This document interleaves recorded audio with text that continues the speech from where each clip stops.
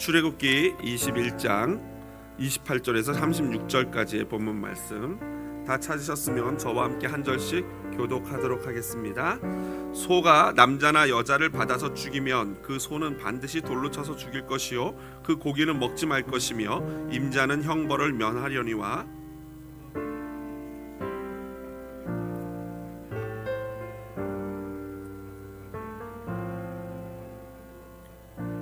그 소는 돌로 쳐 죽일 것이고 임자도 죽일 것이며 만일 그에게 속죄금을 부과하면 무릇 그 명령한 것을 생명의 대가로 낼 것이요 이 법규대로 그 임자에게 행할 것이며 소가 만일 남종이나 여종을 받으면 그 소 임자가 은 30세겔을 그의 상전에게 줄 것이요 소는 돌로 쳐서 죽일지니라.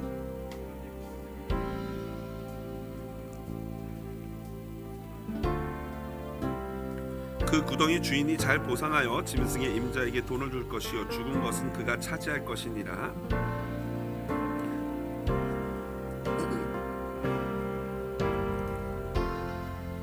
또한 주는 것도 반으로 다같이요 그 소가 본래 받는 버릇이 있는 줄을 알고도 그 임자가 단속하지 아니하였으면 그는 소로 소를 갚을 것이요 죽은 것은 그가 차지할지니라. 아멘. 출애굽기 21장 28절에서 36절 본문 말씀 가지고요 임자의 책임이라는 제목으로 함께 말씀의 은혜 나누도록 하겠습니다. 저는 개를 굉장히 좋아하는 사람입니다. 그래서 결혼하기 전에 말티즈 2마리를 제가 직접 빗질도 하고 귀 청소도 하고 발톱도 자르고 그루밍도 하고 샴푸도 하고 하면서 정성껏 키웠습니다. 그러나 결혼하고 나서는 이제 다른 강아지들 키우느라고 이 강아지는 키울 새가 없습니다. 그래서 저는 대신에 좋아하는 TV 프로그램이 개는 훌륭하다라든가 아니면 동물농장 같이 동물이 나오는 그런 프로그램을 좋아합니다. 개는 훌륭하다 같은 경우는 제가 한때 매주일 꼭 챙겨봤는데 작년 2020년은 이제 계속 이렇게 반복돼서 보다 보니까 이제 너무 지루하더라고요. 그래서 2020년에는 끊었습니다. 개는 훌륭하다는. 그런데 거기 보면은 개 훈련사 강형욱 씨가 나오는데 그분의 별명이 개통령이에요. 그래서 왜 개통령이냐면 사람들이 개들의 대통령이다 해서 개통령이라고 줄여서 부릅니다. 보면은 이 개들하고 얼마나 이 커뮤니케이션이 잘 되는지 이 개들의 그 신호를 잘 감지하고 또한 개에게 본인이 원하는 것을 잘 훈련시키더라고요. 그런데 지난 2019년 7월 4일 한국에 있는 경기도 용인, 제가 이 한국의 교회 섬길 때 담당했던 지역이거든요. 그 용인 지역이. 거기에 있는 한 아파트에서 개 물림 사고가 일어났습니다. 이 주인이 엘리베이터를 타고 내리자마자 개 목줄을 놓치는 바람에 12kg짜리 폭스테리어가 엘리베이터를 때마침 타러 나오는 엄마랑 같이 나오는 3살짜리 여자아이의 허벅지를 물었어요. 그래가지고 물고 흔들면서 이렇게 뒤로 질질 끌고 가는 것이 바로 CCTV에 잡혔습니다. 그런데 이 개는 이전에도 그 동네 주민들 아이나 어른을 할 것 없이 몇 번 물었던 전력이 있었던 개였습니다. 이 영상 CCTV를 본 강형욱 씨는 다음과 같이 2가지를 주장했는데요. 먼저 주인에게서 개를 빼앗아야 한다. 그러면서 개를 놓치는 사람은 계속 놓친다. 놓치는 것이 아니라 놓는 것이다 라고 말했어요. 그리고 보면요 아주 큰 대형견이 아니라 한 12kg짜리 소형 중소형 견이라면요 주인이 그 목줄만 잘 손에 붙들고 있으면 사실은 놓칠 일은 없습니다. 그러니까 이 개가 땡길 때 이 주인이 그냥 나도 모르게 의도적으로 이렇게 놓아버리는 그러한 어떤 습관이 들어있다는 거죠. 개를 꽉 잡고 홀딩하지 못하는 거죠. 2번째로 강형욱 씨는 그 개는 안락사시켜야 한다라고 말했어요. 폭스테리어는 귀엽지만 사냥 본능이 뛰어나다. 만일 개를 놓치면 분명히 아이를 사냥할 것이다 라고 했어요. 그러니까 그 개가 보면은 이제 어떤 이 행동이 교정돼야 되는데 강형욱 씨가 볼 때는 이 폭스테리어는 이미 너무 이게 고착화돼 있고 그것을 고치기가 쉽지 않다라고 생각했던 것 같아요. 그리고 이 개 같은 경우에는 만약 더 어린 애들 2살이나 그런 아장아장 걷는 애들의 목이라도 물면은 큰 대형 사고가 일어나는 거죠. 이 개 훈련사로서 의외로 이러한 의견을 낸 것에 대해서 그 강형욱 씨 SNS에서 찬반 여론이 아주 그냥 논쟁이 불이 붙었습니다. 그도 그럴 것이 개 훈련사가 이렇게 안락사를 시켜야 된다라고 주장하는 것이 결코 쉬운 일은 아니지 않겠습니까? 여러분들은 이 사건을 어떻게 생각하십니까? 이 주인은 이 사건과 관련하여서 다음과 같이 변명을 했습니다. 너무 오랫동안 입마개를 차고 있으니 걔가 불쌍했다. 지하 1층에 아무도 없고 한 산에서 살짝 빼줬다. 아마도 산책을 하고 돌아오면서 오랜 시간 동안 걔가 입마개를 차고 있으니까 답답할 것 같으니까 이걸 빼줬다는 거예요. 지하 1층에 엘리베이터 타러 들어오면서. 저는 이걸 보면서 참으로 염치가 없다라는 생각을 했습니다. 이것은 자기 중심적인 사고의 전형을 보여주죠. 내 개는 너무 불쌍하고 잠깐 개가 입마개 하고 있는 게 너무 답답해 보이는데 그래서 불쌍해서 풀어줬더니 사람을 물었어요. 그거는 별로 중요하지 않은 거죠. 내 개가 입마개해서 답답한 게 중요한 거죠. 정상적인 사람의 사고라면은 정말 미안하다. 다시는 이런 일이 없도록 하겠다. 내가 잘못이다. 라고 말하는 것이 정상적인 사고의 패턴인데 그게 아니라 나는 잘못한 것이 없고 그 개가 어쩔 수 없었다라는 주장을 하고 있는 거죠. 저는 그런 점에서 개인적으로 강영욱 씨의 의견에 조심스럽게 동의를 보냅니다. 왜냐하면 이 주인이 아주 심각한 반성을 하고 앞으로 재발하지 않도록 약속을 해도 그 일이 안 생길까 말까 한데 이런 자세로는 거의 한 95%, 99%는 또 다른 사건이 발생하기가 쉽다라는 것이죠. 여러분 이처럼 반복적으로 일어나는 일은요 분명히 더 큰 일이 벌어질 수 있습니다. 실제로 우리 한국은 애견 가족이 늘면서 매년 2,000건 이상의 개물림 사고가 발생하고 있다고 합니다. 그럼에도 불구하고 한국은 아직 그와 관련된 법이 굉장히 미미해요. 또 반면에 우리 애견 천국인 우리 미국 같은 경우에는요 질병통제예방센터 통계에 따르면 매년 350만 명에서 470만 명이 개 물리는 사고가 벌어지고 있고요. 이 중에서 20명에서 30명이 사망에 이른다고 합니다. 실제로 2015년도 5월에 미시건주 디트로이트에서 엄마와 함께 길을 걷던 자비의 스티크랜드라라는 4살짜리 남자아이가 있었는데요. 갑자기 어디선가 4마리의 핏불이 달려들어가지고 엄마를 물어뜯고는 갑자기 그 4살짜리 남자아이를 채간 것입니다. 엄마가 미친 듯이 소리를 지르면서 따라갔지만 이미 개들은 말 그대로 산채로 그 아이를 물어뜯어 먹어치운 거예요. 그 신고를 받고 나타난 경찰이 총으로 그 개 4마리를 사살했지만 때는 어땠습니까? 이미 늦었죠. 그 아이는 벌써 숨을 거둔 뒤였습니다. 미국 같은 경우에는 이런 경우에는 개물림법이 있어가지고요. 사고 정도에 따라서 가벼운 벌금형부터 만불에 이르는 큰 벌금을 물리기도 하고 심지어는 실제 징역형에 처하기도 한다고 합니다. 그리고 이처럼 사고를 일으킨 개는 재판부에서 전문가들과 전문적인 평가를 해가지고 안락사를 시킨다고 합니다. 그러므로 여러분 주인으로서 얼마나 자기가 키우는 짐승에 대한 책임이 중요한지를 우리는 반드시 인지해야 합니다. 제가 놀라는 것은요 바로 성경입니다. 4,000년도 더 전에 4,000년이나 3,500년 그 사이에 이미 이러한 사고와 관련된 짐승과 관련된 사고에 이런 법이 정해져 있었던 것입니다. 그래서 저는 성경을 바이블이라고 하는구나 라고 생각을 합니다. 물론 다른 점이 있다면 무엇입니까? 등장하는 짐승이 소예요. 오늘 성경 본문에는 소. 그러나 여러분 소만 생각하면 안 됩니다. 이 소는 모든 사람을 해칠 수 있는 짐승을 대표하는 그런 가축이라고 생각하면 될 것입니다. 얼마든지 이 법을 적용하고 확대해서 해석할 수 있는 것이죠. 자, 오늘 본문은 사실은 과실치사, 그러니까 주인이 잘 짐승을 관리 못해서 벌어지는 사망 사건에 관련된 일인데요. 여기서 대물 사고와 그러니까 짐승이 짐승을 죽이는 대물 대 대물 사고와 또는 대인 사고 두 가지로 크게 분류할 수 있습니다. 먼저 대인, 짐승이 사람을 해친 경우를 살펴보고 그 다음에 짐승이 짐승을 해친 경우를 살펴보는데 이것이 이 법적인 것뿐만 아니라 실제적으로 우리의 삶에 주는 깊은 교훈이 있습니다. 그 교훈을 두 가지 정도를 한번 살펴보도록 하겠습니다. 먼저 이 율법이 우리에게 주는 깊은 교훈 첫 번째는요. 태만한 생활의 습관을 버리라는 것입니다. 태만한 습관. 만일 내가 태만해서 게을러서 발생하는 사고에 대해서는요. 반드시 보복률, 렉스 탈리오니스 그러니까 동해보복법, 눈에는 눈, 이에는 이, 생명에는 생명이라는 그 법칙이 적용되고 있음을 볼 수 있습니다. 대인 사고가 오늘 본문에 한 3가지 정도 예로 등장하는데요. 먼저 첫 번째로 28절입니다. 사람을 한 번도 공격한 적이 없었던 짐승이 갑자기 사람을 공격해서 첫 번째로 죽인 경우예요. 이런 경우에는요, 그 죽은 사람이 남자이든 여자이든 어린이든 상관없이 무조건 그 사람을 죽인 짐승은 돌로 쳐서 죽이게 돼 있습니다. 왜냐면요, 이는 하나님의 창조 질서를 파괴한 것이기 때문에 반드시 심판을 받아야 하기 때문입니다. 그리고 이것은요, 이미 하나님이 창세기에서 공언하신 바입니다. 한번 읽어보실까요? 창세기 9장 5절 6절 모두 큰 목소리로 같이 읽어보겠습니다. 내가 반드시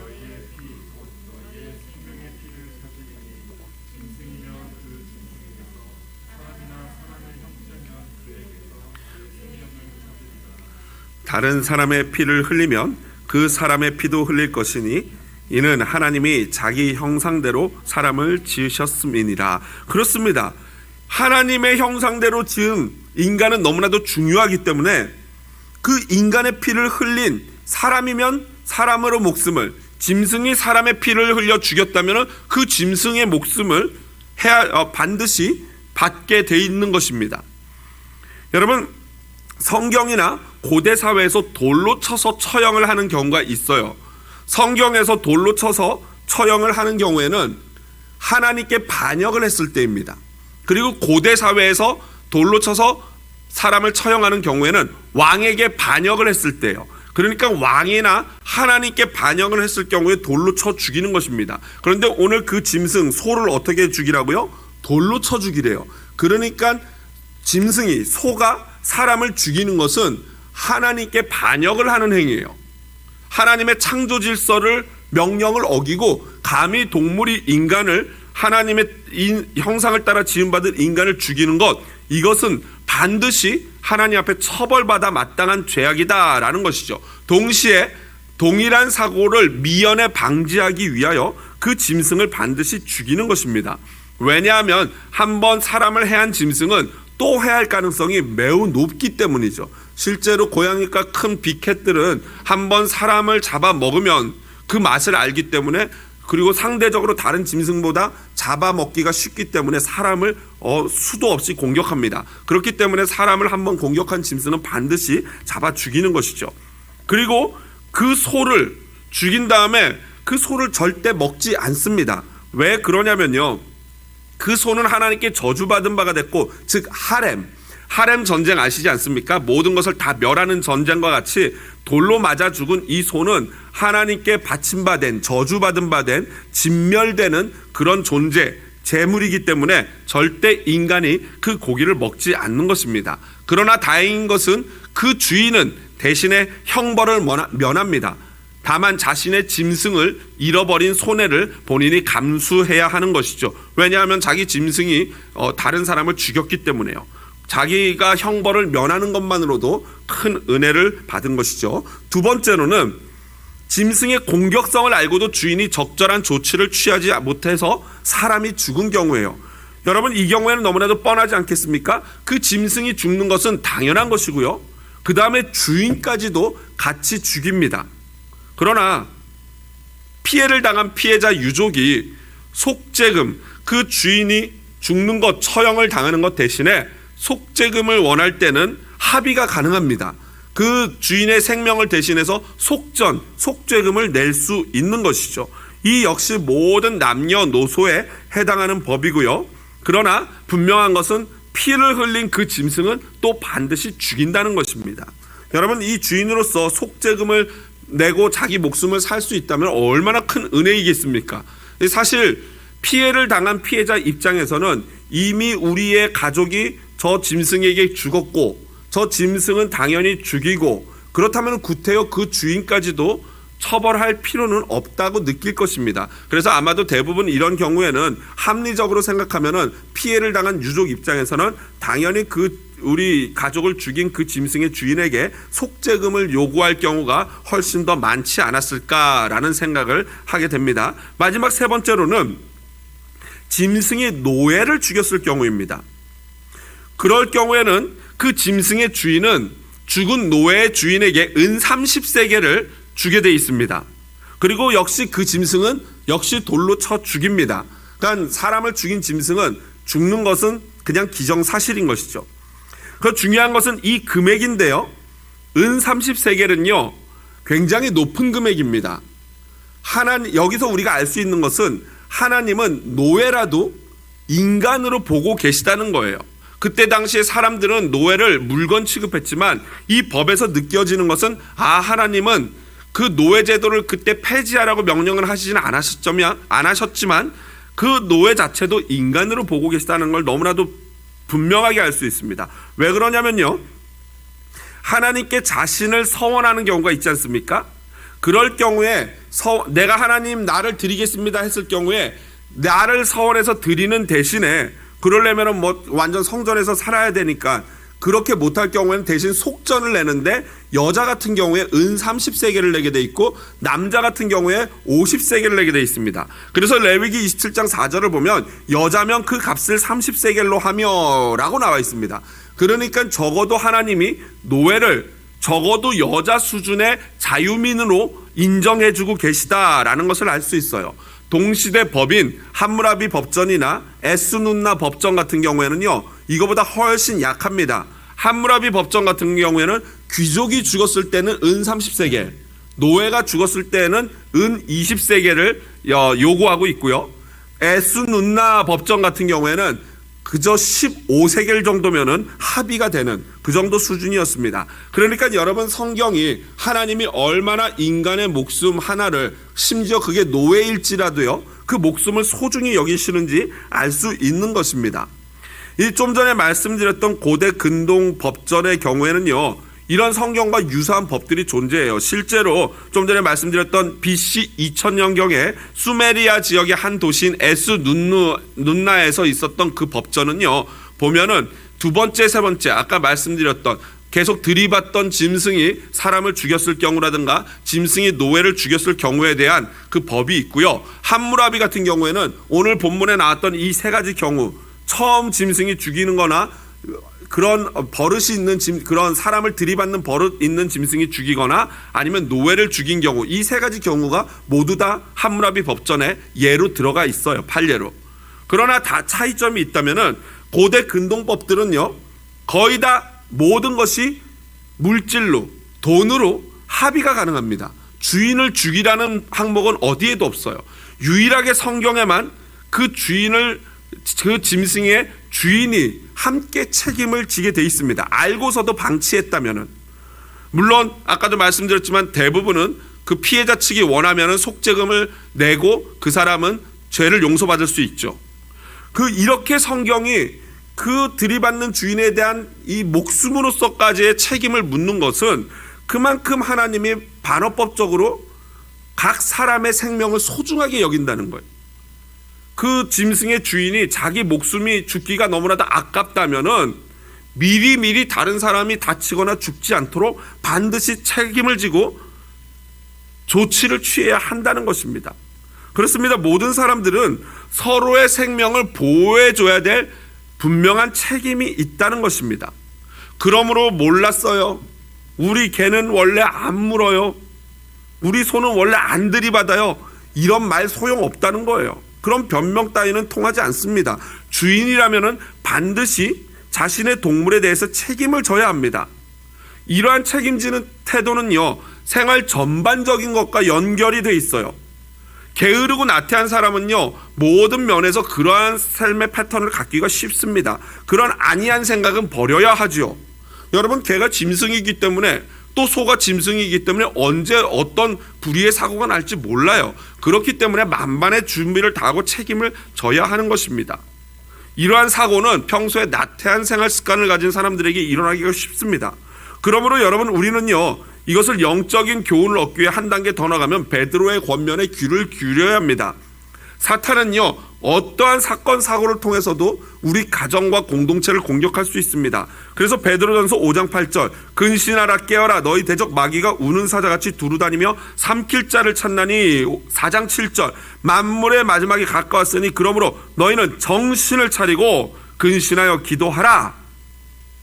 여러분, 이런 불의의 사고가 우리 각 가정에 일어나면요, 성도들에게 큰 어려움을 줄 수 있습니다. 그러므로 우리는 서로 주의해야 하는 것입니다. 근신하고 정신 차리고 깨어 부지런해야 합니다. 기도해야 합니다. 그리고 내 삶을 내가 책임지도록 최선을 다해서 노력을 해야 되는 것이죠. 이제 두 번째는 대물 대 대몬, 대물, 그러니까 재물 손괴에 관련된 그런 법률입니다. 먼저 첫 번째로 어떤 사람이 구덩이를 팠는데 그 구덩이에 짐승이 빠져 죽은 경우에요. 여기서 우리가 두 번째로 큰 교훈을 얻을 수 있는데, 오늘 본문이 주는 두 번째 큰 교훈, 첫 번째 교훈은 우리 하나님 앞에 이 율법에 따라서 이 나태하고 게으른 생활 습관을 버리라는 것이었고, 두 번째는요 바로 타인을 실족하게 하는 구덩이를 파지 말라라는 교훈입니다.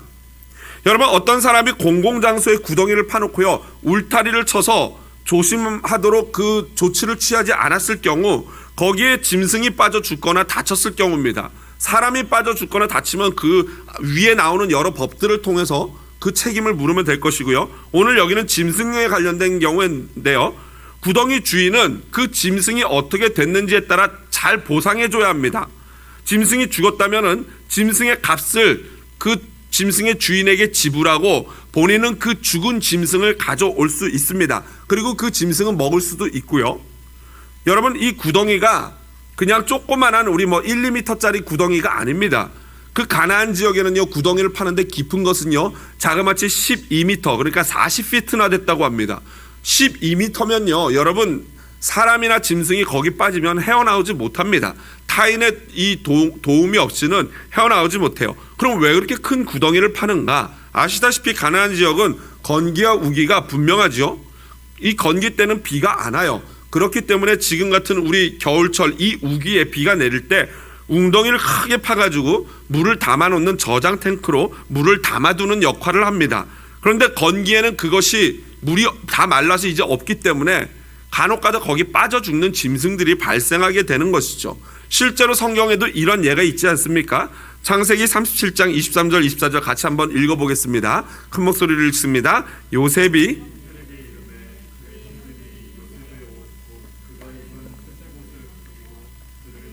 구덩이에 던지니 그 구덩이는 빈 것이라 그 속에 물이 없었더라. 바로 이 구덩이가 이 물을 담아두는 구덩이에요. 그 속에 물이 없었더라라고 일부러 모세가 기록하고 있는 이유는 그때가 뭐예요? 건기라는 거예요. 이미 이제 물을 다 받아서 썼고 이제 그 구덩이가 텅텅 비어 있는 상태이기 때문에 요셉을 거기다 던져도 아무 문제가 없었다라는 것이죠. 그러므로 여러분, 우리는요 늘 타인이나 그의 재산에 피해를 주지 않도록 조심하고 주의해야 하는 것입니다. 이것은 더불어 사는 사람들의 가장 기본적인 태도, 당연한 태도여야 하지 않겠습니까? 여기서 저는 이제 한 걸음 더 나가서 영적인 교훈, 영적으로 오늘 이 교훈을 우리에게 적용한다면요, 타인이 나로 말미암아 실족치 않도록 주의하는 것이 우리의 책임입니다.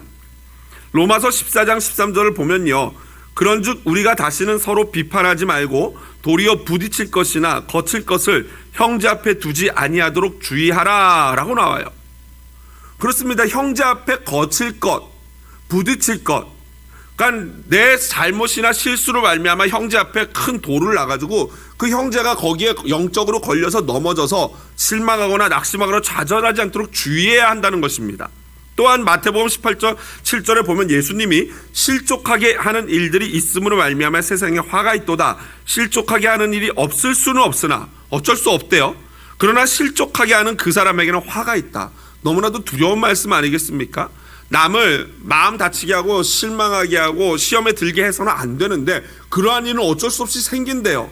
그러나 또 중요한 것은 그렇게 만든 사람은 결코 화가 없지 않다는 거예요. 그러니 여러분, 이게 얼마나 두려운 말씀입니까?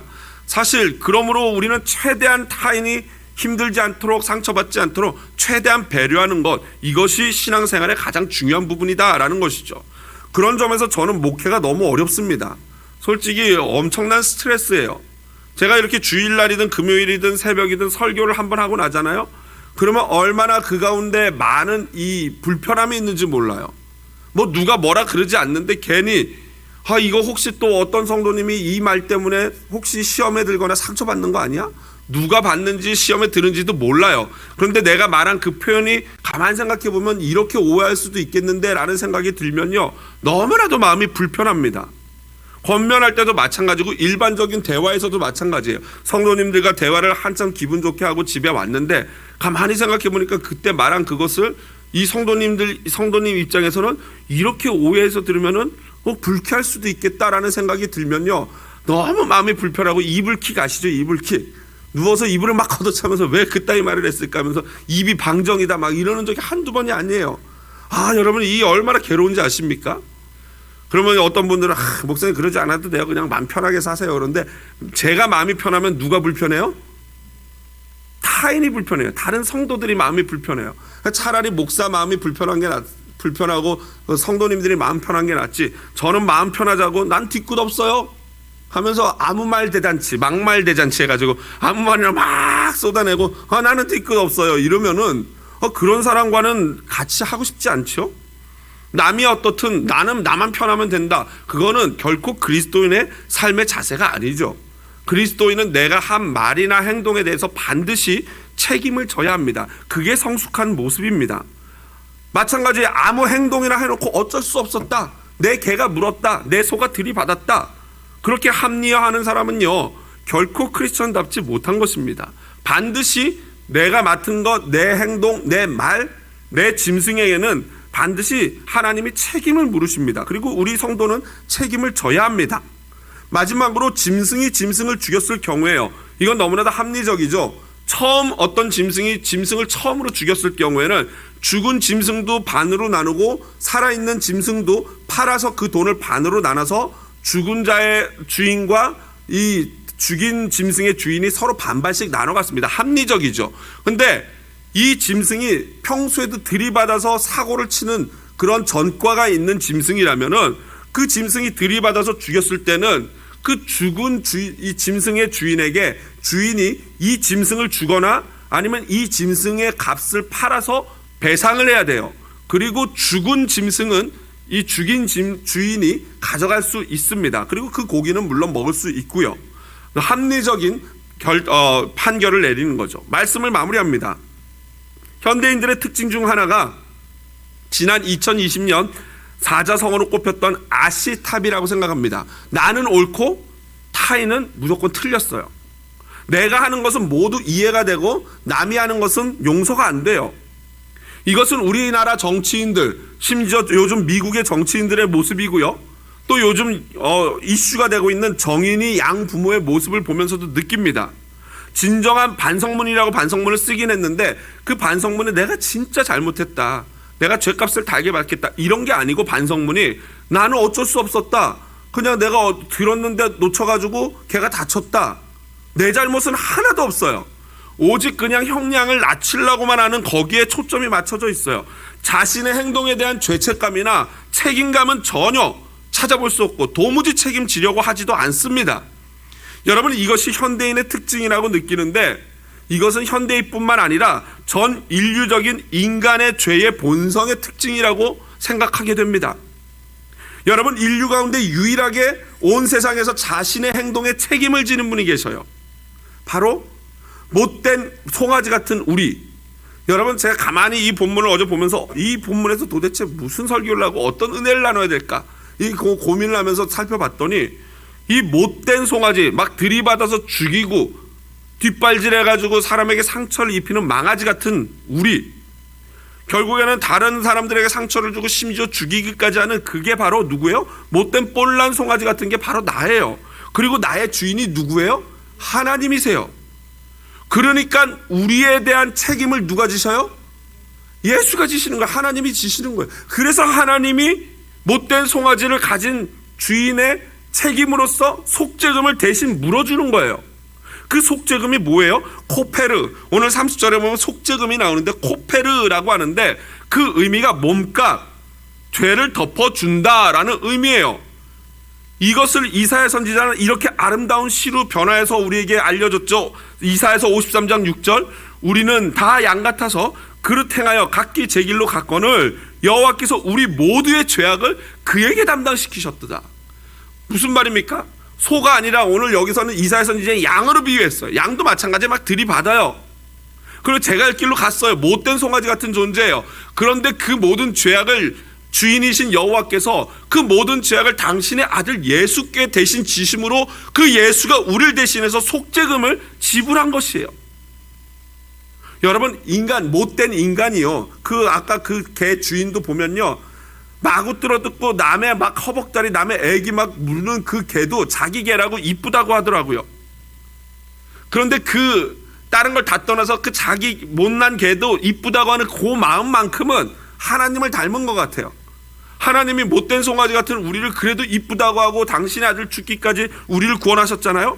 다만 하나님은요, 우리를 선택하시고 우리에게 은혜를 주시고 우리를 사랑하시고 속죄금을 낼 뿐만 아니라 당신이 그 책임을 지시는 거예요. 우리 인간이요, 하나님의 사랑만 배울 것이 아니라 하나님의 놀라운 책임 정신과 희생도 배워야 합니다. 그게 진짜 그리스도인이에요. 왜냐하면 책임을 지지 않는 사랑, 은혜는 없어요. 책임지지 않는 사랑은 그거는 방종이고 가짜 사랑입니다. 마지막으로 영화 한 장면을 소개하고 마칠까 합니다. 여러분 혹시 넬라 판타지아라는 곡을 아시죠?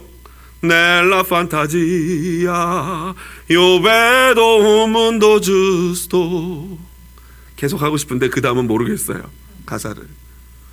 여기까지만 외웠는데요, 이 유명한 곡이요, 엔니오 모르코네라는 유명한 이 음악의 거장, 작곡가가, 음악 감독이 작곡한 곡인데요, 이 곡을 사라 브라이트만이라는 유명한 여자 파페라 가수가 몇 달을 빌어서 이 곡을 받아가지고 가사를 붙인 곡이 넬라 판타지아예요. 그런데 원래 이 곡의 이름은 영화 더 미션이라는 1986년 나왔던 유명한 영화의 오리지널 사운드 트랙에 나온 가브리엘의 오보에라는 제목의 곡이에요. 원래는 가사가 없는 곡만 이렇게 나오는 그런 곡인데요, 이 장면이 어떤 장면이냐면 가브리엘이라는 예수의 이 사제가 이과수 폭포 뒤편에 살고 있는 과라니족에게 선교를 하라고, 이건 실제 사건을 배경으로 한 영화입니다. 더 미션이 선교를 하려고 가는데 그들에게 벌써 선교사 한 명이 순교를 당하는 그런 어떤 위험한 지역이었어요. 그래서 가가지고 그 원주민들과 소통을 해야 되는데 말을 처음에 모르니까 이 오보에를 들고 가가지고 막 화를 겨누고 있는 그 과라니족들 앞에서 이 오보에를 부는 거야.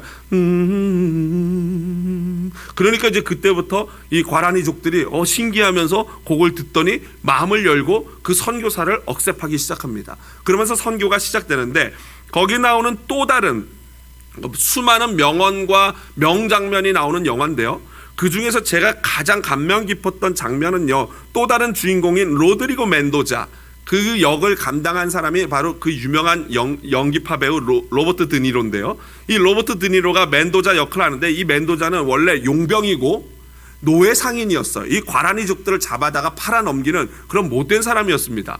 그런데 어느 날 자기 동생과 이 개인적인 원한이 생겨서 결투를 하다가 동생을 찔러 죽입니다. 그리고 감옥에 갇혀서 죽기만을 6개월 동안 기다리고 있는 중에 이 가브리엘, 제레미 아이언스가 분한 가브리엘 이 신부가 이 그를 찾아와가지고 멘도자를 전도를 합니다. 그리고 회심을 시키고 결국엔 자기 사역에 동참을 시키면서 석방을 시켜서 선교사로 동참을 시킵니다. 그런데 이 멘도자가 그 과라니족을 찾아가서 용서를 구해야 되지 않습니까? 그런데 거기 이과수 폭포를 맨몸으로 기어 올라가기도 힘든데, 거기까지 가는 길에 이 뱃사람이 쓰는 큰 밧줄로 된 그물에다가 자신의 갑옷과 방패와 칼과 무기들을 다 담아서 묶은 다음에 그걸 자기 몸에다 묶고 그걸 끌고 계속 가는 거예요. 그 오지까지요. 그러면서 이과수 폭포를 그 무거운 걸 들고 올라갑니다. 잘못하면 떨어져 죽겠죠. 그런데 끝까지 그걸 끌고 올라가서 마지막 이과수 폭포에 올라가니까 드디어 과라니족들을 만난 거죠. 과라니족들이 알아보죠. 저 사냥꾼 하면서 죽이려고 하겠죠. 그러한 장면이 제가 오늘 가지고 온 장면입니다. 한번 그 장면 보시고 마지막 말씀 마무리하도록 하겠습니다.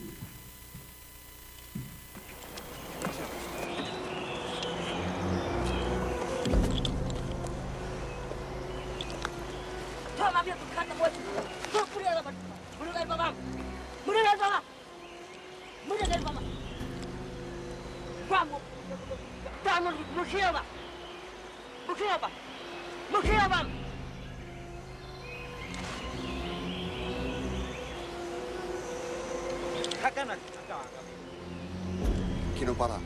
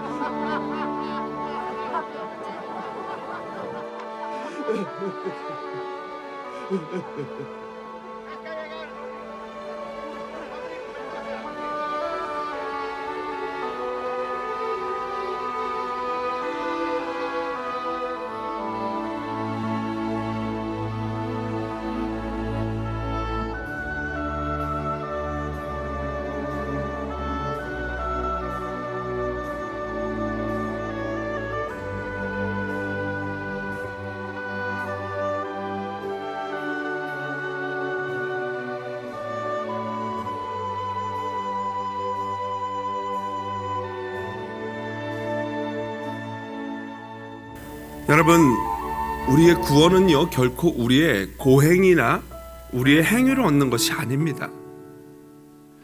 멘도자는 분명히 예수 그리스도를 믿고 하나님께 죄 용서함을 받았지요. 그런데 그가 왜 그토록 고행을 하며 갑옷을 메고 그들을 잡던 그 그물에다가 자신의 갑옷과 칼과 방패를 넣어서 그들이 살고 있는 이가수 폭포까지 목숨을 걸고 기어 올라갔겠습니까? 자신이 잘못을 저지른 그 대상에게 가서 자신의 죄를 참회하는 모습을 책임감 있게 보여주는 것이죠. 그때 그가 메고 왔던 죄짐의 밧줄이 풀려집니다. 그리고 그 모든 죄짐이 바로 강 속으로 사라져 버리는 것입니다. 여러분, 이것이 바로 우리 그리스도인의 삶입니다. 물론 용서는 하나님이 하시고 구원은 오직 하나님의 은혜로 얻습니다. 그러나 우리 인간 사이에서 우리 인간끼리는 인간의 책임과 도리를 다해야 하는 것이 크리스천인 것입니다. 그때 비로소 하나님의 은혜가 그 예수 그리스도를 책임을 다하셔서 우리를 대신해서 책임을 다하셔서 죽이신 그 예수 그리스도의 은혜가 비로소 찬란하게 빛나게 될 것입니다. 오늘도 그 진짜 은혜를 아는 우리들이 그 은혜에 걸맞는 책임지는 삶을 살 수 있는 그러한 삶이 되게 되려고 기도하는 저희가 되기를 원합니다. 우리